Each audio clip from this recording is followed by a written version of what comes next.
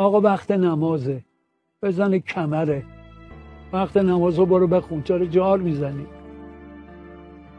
پشت میز نشستم مناجات کنم، اینا همه فیلمه، تظاهر، دروغ. شما معذرت میخوام چفیه تا اینجا بندازی یا مهر رو پیشونید ایجاد کنی، هر دولتی بیاد میگه بیا سر کار. مگه توانایی آدما به انداختن چپیه و دویدن نماز جمعه خوندن و این حرفاست؟